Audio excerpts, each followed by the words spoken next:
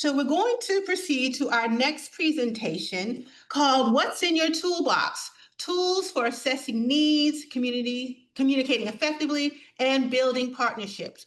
We are grateful to have with us our program manager, Ms. Marsha Kelley Sutton, to talk with you about this specific topic. So thank you so much for your attention. Good morning. When Lonnie first approached me about doing something about a toolbox, I've been doing this work so long that I think I dream about it in my sleep and I just come up with things as I do. But what I want you to do is to join me today. Just let your imaginations flow with you. And I'm going to start off with a short story.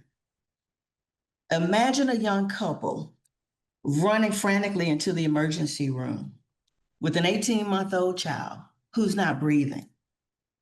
The doctors don't just guess. They assess, they monitor, they collaborate, and then they act.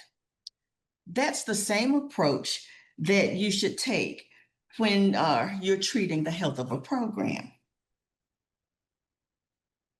So my toolbox has so many things in it, but the one thing you want to do initially, and I say with the organizing resources, you do that because it has a lot to do with the sustainability of any program.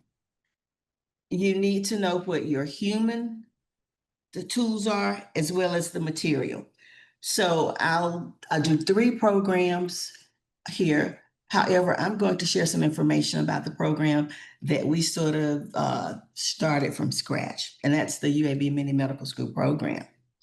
When Dr. Sims and Dr. Blakemore came to me about the program, and it needed to start immediately, the first thing I did was to go into my toolbox. And their challenge was, how do we recruit the kids? Where do we take them? And to do it efficiently and consistently. After having done work for over 25, 30 years with youth and people in the community, the first thing that came to my mind was the YMCA. And why the YMCA? Because there's an after-school care program there and the students are already there. So that eliminates the recruitment part of it. So that was the first program that we had. And it gave us the opportunity to work on creating things and promoting a higher level of quality and reliability. The students were there, the information was there, the parents were there, and it just worked really, really well. We started getting requests for everybody's students to do these programs. Whenever UAB Medical or Children's is mentioned in something, people go outside of that. We want them to play ball. Everybody wants to be a doctor. Everybody wants to be a nurse or a researcher. So in assessing what we needed for the program, what you see in the graph on the side are the things that we started with most. What do we need? We definitely needed Children's Hospital employees, UAB Medicine's employees, and that goes across the gamut, everything from ortho to respiratory therapy to nursing. And we needed the youth center. We needed the youth center because of the students. Birmingham City School students were the ones that fed into the particular youth center that we worked with initially. When did we need it? We needed to adjust the time to fit when there were holidays at the school, when there were teacher work days, when there were e-learning days. So immediately after May, we start our schedule. We set appointments with the partners, Birmingham City Schools, as well as the Y, to see what's on their calendars. And then we move forward from there. And again, where do we need it? We need it with the schools as well as the youth centers. There are 2 youth centers, but in partner with Birmingham City Schools, they gave us a huge bonus. We ended up with a gym, an auditorium, and 3 classrooms. And that's exactly where we needed it. And the good thing about this, the students had what they call a special day that it actually counted as credit. They were able to get their lesson that they missed after that. But we got transportation and the students came with lunches. And why did we need it? And it ties back to the program's purpose. And that's ensuring that the mission of the program is met. And we always say, if you see one, you be one. So in these particular areas, people came in with all types of experiments, with all types of experience, and it was just awesome for all of us.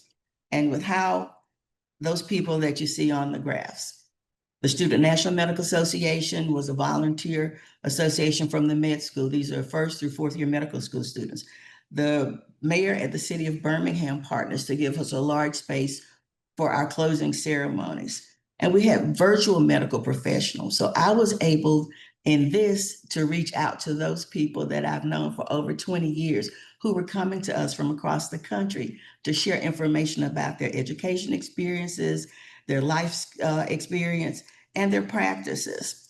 And our latest partner is Grace Klein Community. And with Grace Klein Community, our students not only have an opportunity to gain volunteer hours, but they share food. They share food with us. Okay. Dr. Baskin mentioned something about communications, and it's important to have clear communications. And with that, we felt like we had to tailor it for the audiences. So if the parents were younger parents and they use Facebook or Twitter or things like that, we had information that went out. We also did a handbill that went to all of the schools, and that included a side that had Spanish on it because Birmingham has a large Hispanic community. And clear communication. So everything basically says the same, but when you send letters out to providers, when you send letters out to people who you want to volunteer, you basically are able to request what you need from those particular organizations or those people. Building partnerships is like putting a puzzle together. And each piece represents something specific. There's a strength or a resource or perspectives. And with this, these are just a few of our partners. We have many more, if I had to name them by names or additional organizations. But with these partnerships, takes communication, takes patience, but the vision for all of us is the same. And on this particular side, these are examples of our partners. And what I'd like to note in this is there are times when organizations put programs together. In our program, everybody works from the head to the tail. You can see Dr. Cohen Beasley looking through slides with some of the students. We have Dr. Willingford, who's from the Alabama Department of Health, with Tommy Akandura, who is our, Tommy was one of our volunteers, probably from existence. And I'm proud to say that he just received his PhD this past week. Dr. Sims is doing blood draws. We have people come from Dr. Osulu's office to do, and you're seeing a pig brain. And we talked about, I'm sorry, it's the pig's heart. But we talked about the heart valves and things of that nature. Students had an opportunity to look through ultrasounds, and then they did some dissection.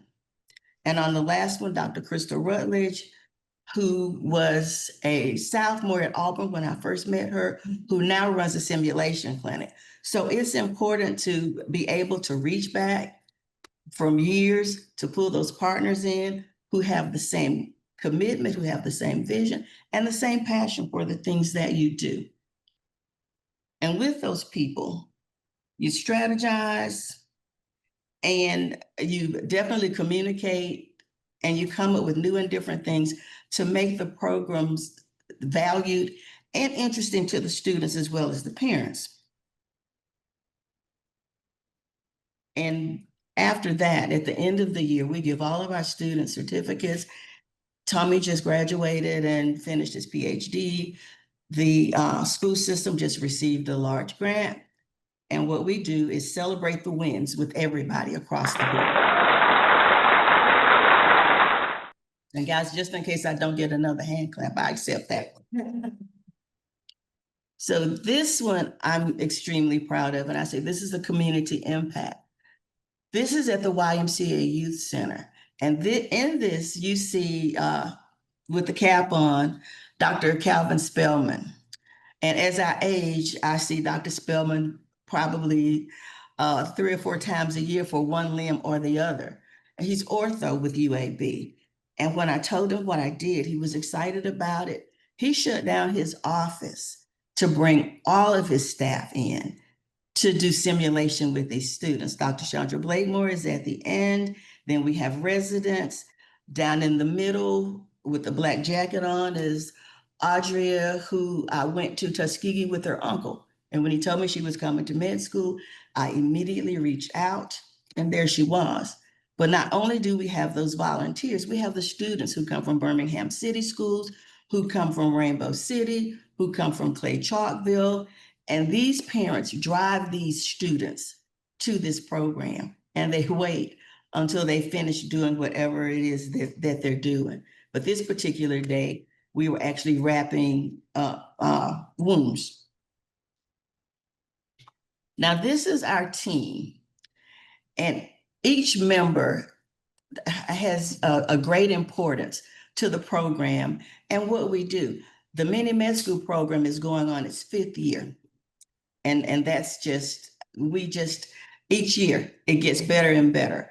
We have financial support. We have the support of department heads. We have support of young doctors. And I do what they tell me. So it all works really, really well. So what I want you to take away from this, and I probably spoke really fast, is when I say communication is key. And with that, I don't care where I am. If I hear somebody say something about needing a volunteer service for a child, or a child who's interested in medicine, or some person who wants to collaborate to do something with children, then my ears are open. With pivoting, with solutions, it's like if one door closes, we use something else. The Y had to do renovations this year. So they went to the church, and we went to the church, and the students came to the church. So it just lets you know how important this program is for a lot of people. And as things happen, we continue to update. We keep everyone in the loop, and it works extremely well. So I've named some of the things that I have in my toolbox. The number one for me are the people that I know and the people who know me. And that's where it starts, because and they say, we know what you're going to do. And I retired maybe 3 times, but every time somebody mentions something about students or working with youth to take them to the next level or to broaden horizons, I'm always interested in it. So I'm sure that you have some people who do things for you, some organizations you've been connected to that you probably haven't even thought about utilizing. But I want you to think about what you have in your toolbox initially, what you need in your toolbox, and how do you use those things that you have or utilize them. And one thing that you need to remember, it's not about us always utilizing people. If the Y gives us a space, I go to the Y during the summer and I do an etiquette course for the Y. If Grace Klein community gives us food, I do food rescue for Grace Klein. And it's a give situation. So in partnering with people, think about those things that you can give back, not just those things that you can receive. And that's the end of my spiel. Are there any questions? All right, thank you again for an amazing presentation. We're going to go check to see if there are any questions that people have. And we also want to thank the PPN also for the support of some of these projects. The PPN has helped in a lot of our community and school projects by allowing us the opportunity to train our young people not only to dissect a heart, but even to resuscitate a heart through CPR, to stop the bleed, Narcan use, the use of AEDs, as well as the use of EpiPens. And we're really grateful to, where did she go? Why she's still here. We're so grateful to Ms. Marsha Kelley Sutton, because one of her greatest assets in her toolbox is the person that she is, the relationship she has with the community. And so I'm going to ask her, and I do believe that people and relationships are one of the most important things in your toolbox. But if you had to think of the second and third things, what would be other priorities to make sure that it's something that everyone has in their toolbox? Okay. The buy-in of the parents or the school system that you're connected to. And people want to know, what exactly do you do? One of the biggest partnerships we have is with Birmingham City Schools. And I think everybody in the city is connecting to Birmingham City Schools. And I'll share just a short story. Shopping one day in a thrift store, and I see the superintendent of Birmingham City Schools. And before that, we were only doing a program at the YMCA. And I approached him, and guys, what you have to know is you have to maintain that self-confidence of who you are, the passion for what you're doing. And I sort of fibbed a little, and I knew him, and it's like, "Hi, Dr. Sullivan, how are you? It's good to see you again." And I didn't lie. I'd seen him on TV, never met him before at all.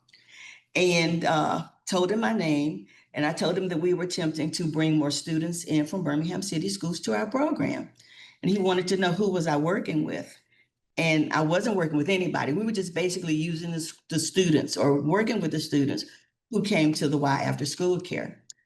Gave me his personal number, told me to send him a text the following week. I did. He connected us to his person, and that was it. We ended up, oh gosh, we had about 107 students this past year, and it continues to grow. And one of the hardest things is to say no. It's really hard, but we're out of space, and sometimes we're out of people. But I just think, and being ingenuitous about what you do. Everything's not just cut and dry, and you don't always have to go to the top to get some answers. You know, people say, well, do we reach to the president, or do we, there are people in the community working, and you see them. And those are the people that you reach out to, those who have the same passion as you. And so I'm glad you gave that example of the Birmingham City Schools, because we have a real unique relationship with them. And so one of the things I'd love for you to share with the audience is what they bring to the table, what their collaboration has given us in terms of our ability to access the students. And you can talk about place, space, and time, and even the investment that they have. And then finally, any considerations that people should have when they want to work with schools. Okay. That's a long one. That's a long one. I'll break it down. What are some of the things that they have invested that have allowed us to work with our students? Well, what they do, they've invested the space. We're at Lincoln Professional Development Center with two of the largest rooms, the gym and the auditorium, as well as 3 classrooms. They offer the transportation. So the students are bused from about 8 different schools. And this is one day a month, every month. We go from September through May. And then they bring the students with lunches. So basically, we provide the snacks. They, at one point in time, we've had the superintendent come in, they had a meeting. So all of the principals had an opportunity to walk through to see the students during simulation when Children's Hospital was there. And everybody, I guess it just sort of encouraged everybody and people are calling now, when is the application online? And applications don't go online until August 1st. But I think we can only take about 40 students this year, which will probably disappoint a lot of people. And they also give us funding. So, and that's really important. And so the reason why I wanted her to articulate some of that is that be creative in thinking about what the partnership could look like. Because initially the partnership just started in being able to have access to their students. But as we developed a fuller partnership, they not only gave us access, they gave us space, They gave us time during the school day, which was pretty critical in terms of not making it just an after-school program. And so think about your partnership broadly and what everyone can contribute. And by their additional funding, with funding from the PPN as well as UAB, we've been able to broaden and expand the program to many more students. And so thinking about that second part of the question, it was, what should people consider when they're working with schools? Because clearly there are some considerations that people need to think about in advance. Well, I think in working with schools, and a lot of people want to go straight to the superintendent, that was just the look of the draw for me. But I think what you might do, if it's science related, connect with those teachers, because they're always looking for volunteers and they're always looking for new and different things for the students to do. And if they have a passion for it, and if they have a good rapport with their principal or whoever the department head is, then it grows from there. You can connect with people at the top. I find that sometimes that does not work. And mine is, if you see somebody in the grocery store, if you see them in the library, if you see, and just be respectful of their space, but ask for a moment to talk to them about what you're doing. And if they are as interested as this superintendent was, they will connect you to someone. But you can even check with parents. We did a program once and we had something mentioned on a gospel station. I cannot tell you how many grandparents were pushing for their students to be a part of that, the PTO or the PTA. You can reach out to those people. Sports figures, it just, I just say, don't limit yourself, because anybody working with students is always willing to help you do something to broaden those students' mindsets and lives. This reminds me of the fact that we have two specific programs that deal with young people. One that's in the middle school, which is mini medical school, and the other we do a lot of coordination with teachers, which is in our MCH Hopes program, where the teachers are actually involved in helping you to gather the students together and also plan lessons as well. Can you talk a little bit about the MCH Hopes program and how that has worked? Okay, well, with MCH Hopes, we work with the students who are in the health science academies at the Birmingham City Schools. And there are three of them: Jackson Olin, Carver, and Parker High.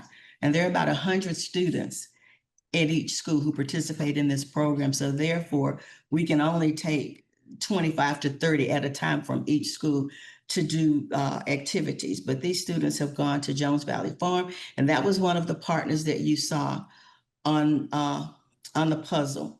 And with Jones Valley Farms, we had a chance to view the farm, to get fresh vegetables, and to actually make some sauces. And they were excited. So next year, what we do, we'll have someone from Children's Hospital come, Dr. Ada Miles, to talk to them about the nutrition part of it.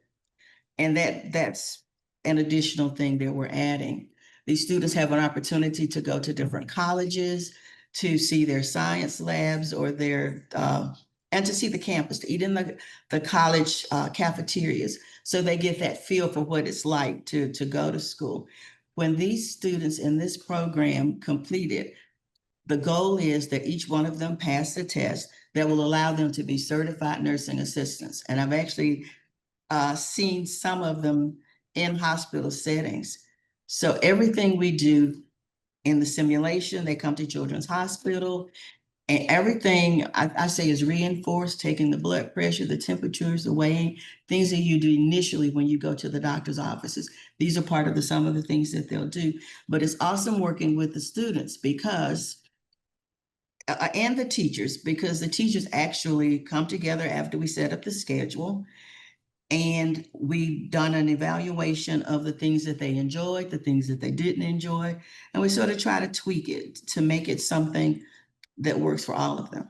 Okay, another question. Okay. It looks like we have something that we're grateful to Darlene Shelton for sharing with us, and just want to share that with all of you. She says that some Chamber of Commerce have a youth leadership program and would be a good outreach.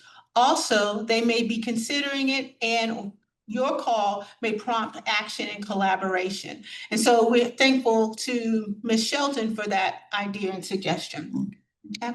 I have one last question from Ms. Marsha Kelley Sutton, and that's about building partnerships and sustaining partnerships. So it's really, no, it's not easy doing the building or the sustaining, but any thoughts and ideas that you have for our audience about building partnerships, but also sustaining those partnerships? Well, in building partnerships, and I think some of the people that are working with us now are people that I've probably partnered with since the 1990s. And I know that they're interested in what the students are doing and seeing the students succeed. But I think too, and again, as I mentioned beforehand, not only do you look for partners that can do something for you, you look for people that you can also do something for. And when it's reciprocal, I think those programs, they remain. I've been working with the Y since 1990. And whenever I want to do something with the Y, I'm welcome to do something with the Y. And it's just keeping them abreast too of what your students are doing and how they're doing. Whenever we have a win, as when Tommy finished his dissertation presentation, I posted that. And people were like, yes, I remember him. He worked here with us. He did that. So, and when they have a win, I post that. And it's just almost like a family. And you just keep everybody close and keep everybody informed and involved. Thank you. That's very, very good advice. It looks like we actually have another question that comes from Christine Boggs. It reads, as you've expanded your connection to the school, particularly with them offering in-class time for your activities, how have you been able to connect to the K through 12 curricula objectives?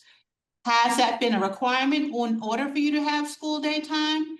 And if so, what advice do you have for those of us seeking to connect our community-based programs to the school day? Okay.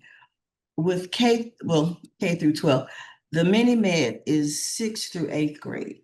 Then there is a bridge program, 9th grade students only. And with MCH Hope, it's 10th through 12th grade. And as far as MCH Hope goes, they're strictly high school students, and everything we do is connected to their curriculum. They have labs within these schools, and it's a constant what you do as a nurse, certified nurse assistant. It's a constant. So that's already done. And we work with the students from 9 until 12:30, one Wednesday out of the month. As far as the middle school students, with them, I've heard teachers say that math scores have gone up because when we do pharmacy, they have to do math. So math scores go up. They have to write at the end of each day, they have a notebook and we do thoughts or we recap what we've done for the day. The students this year will learn to speak some, but at the closing ceremony, we have students who actually present. And I think what people have to understand too is academics is important, but in doing things to shape the lives of these students in everyday lives is also important. And I think that's what we do. Well, thank you so much for your participation. Thank you even more for the work that you do with us. And I think the important take home of your last point is not only are we teaching academic skills, we're trying to teach life skills. We're trying to teach those soft skills that they don't often get as much, including their own ability to communicate, whether that be in personal communication through speech or through writing, and certainly in presenting in front of audiences. And so we're really grateful to you and everyone who participates in these programs. Looks like we don't have any other questions, and so we are so grateful for your presentation. We're going to proceed